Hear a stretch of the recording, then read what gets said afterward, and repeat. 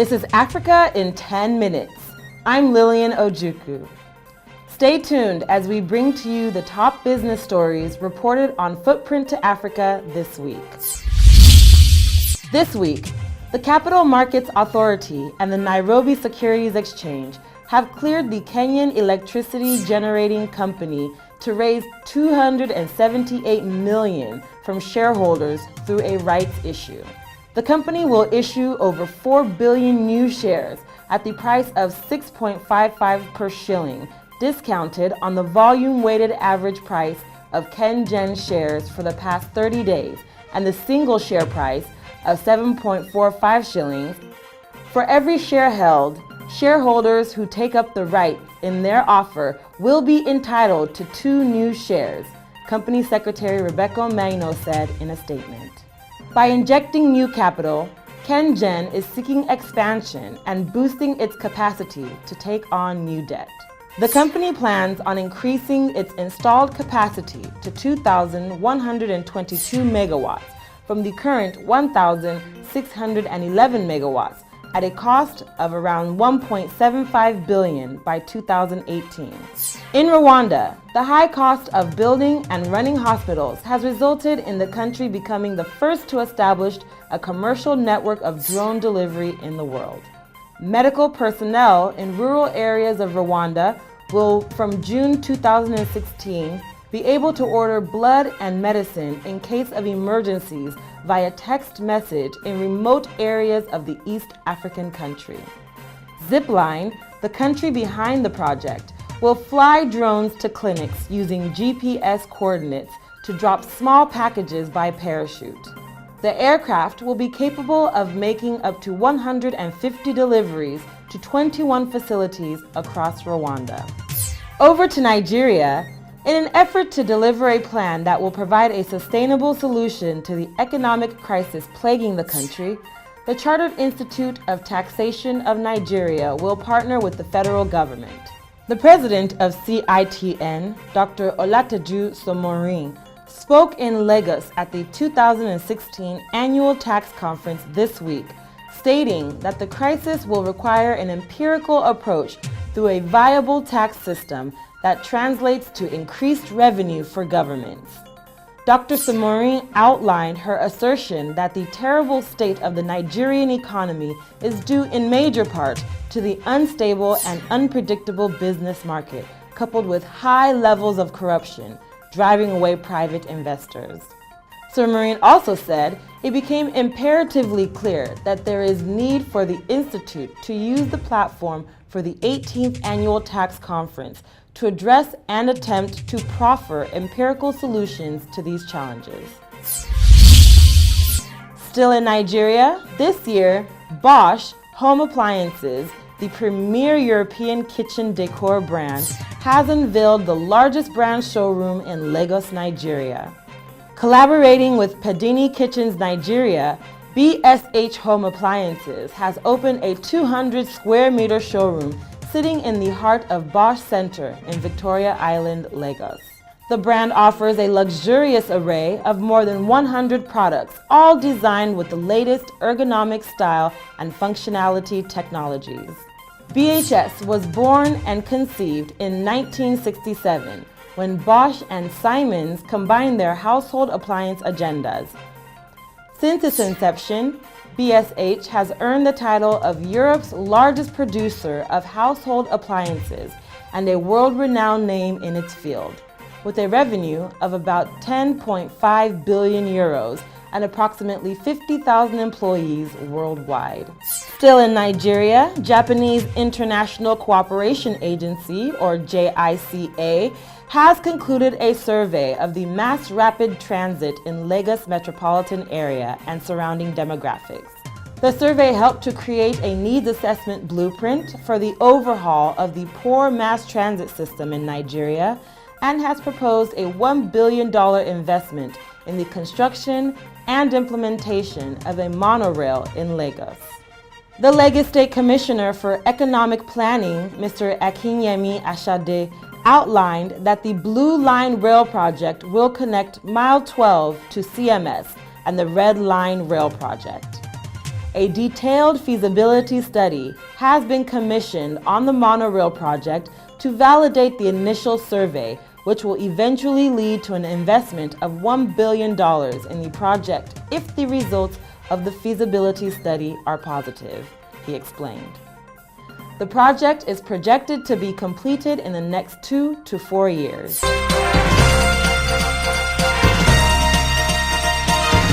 In the quest to make excellent workplace learning available and affordable to millions of Nigerians, Cotivu, a social impact educational software firm, has launched an e-learning platform known as Cotivu NG in Lagos. The various learning programs offered by Cotivu include workplace readiness, professional, executive, and emerging entrepreneur programs. Emore Ogo, co-founder and senior vice president of sales and marketing, said that with the growing influence of technology in all spheres across the world, including the educational sector, the e-learning platform will shift the focus of workplace capacity development programs away from the conventional classroom to online, with the aim of helping people to become well-grounded in their professions on a user-friendly portal. In the oil and gas sector, the federal government has reaffirmed its commitment to the exploration of oil and gas in the inland basins, particularly the Chad Basin and the Benue Trough. The Minister of State for Petroleum Resources, Ibe Kachuku, made this known on Sunday in a statement issued by the spokesperson of the Nigerian National Petroleum Corporation, or NNPC, Garbadeen Muhammad. Kachiku was quoted as saying that the exploration in the Chad Basin was to increase the nation's oil and gas reserves, adding value to the hydrocarbon potential of the Nigerian inland basin, provide investment opportunities, boost the economy, as well as create millions of new jobs. And finally, our very own Footprint to Africa made history in Lagos when attendees from different nations of the world gathered at the Oriental Hotel in Victoria Island as Footprint to Africa launched 2 new subsidiaries, the Market Square Africa and our very own Africa in 10 Minutes. In her opening remarks, Millie W. Mena, head of operations at Footprint to Africa Kenya, stated that the main objective of the company is to promote intra-African trade and foreign investment in the continent through Footprint to Africa News and its investor services, which has given birth to its new subsidiaries. Speaking on the Market Square Africa, Chiamaka J. Uwadoka summoned up the Market Square Africa as a platform where businesses originate. I myself was also a speaker on this platform, Africa in 10 Minutes, and considered it an honor to introduce our esteemed guests and the viewing world to this dedicated business and financial news program. Retired Honorable Bethel N. Amadi, OFR, and former president of the Pan-African Parliament congratulated Footprint to Africa for their innovations, especially the Market Square Africa, saying that it will help young SME owners to interconnect and grow their businesses. On his part, Dr. Okechukwu E. Enelame, Nigeria's Minister of Industry, Trade, and Investment, stated that SMEs need full capacity to reach out, and Footprint to Africa has carved a niche through its business and financial news platform for them.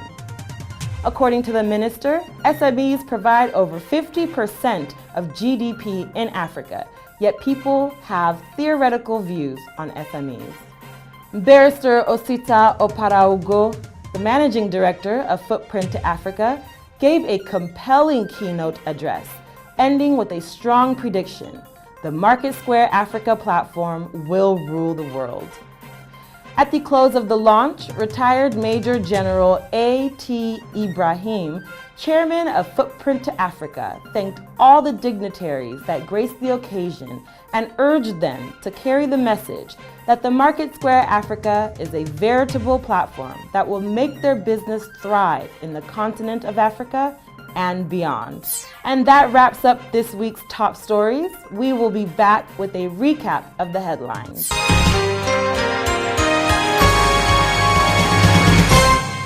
To recap this week's top headlines, Tengen seeks to raise $278 million through rights issues. Rwanda hosts world's first drone delivery system. Nigerian federal government partners with CITN to tackle economic crisis. German-based Bosch company finds new home in Lagos. Japanese International Cooperation Agency to invest $1 billion for new monorail in Lagos. Cotivu launches affordable e-learning platform for the workplace. Nigerian federal government seeks positive outcomes in oil and gas exploration in Chad and Benue Trough. And finally, Footprint to Africa launches historic platforms in Lagos. To keep with the trending business news of the week, subscribe to our YouTube channel, like us on Facebook, follow us on Twitter, and connect with us on LinkedIn. These news are culled from Footprint to Africa. For daily updates and more business news in Africa, visit us at www.footprinttoafrica.com. Footprint to Africa, business news made in Africa.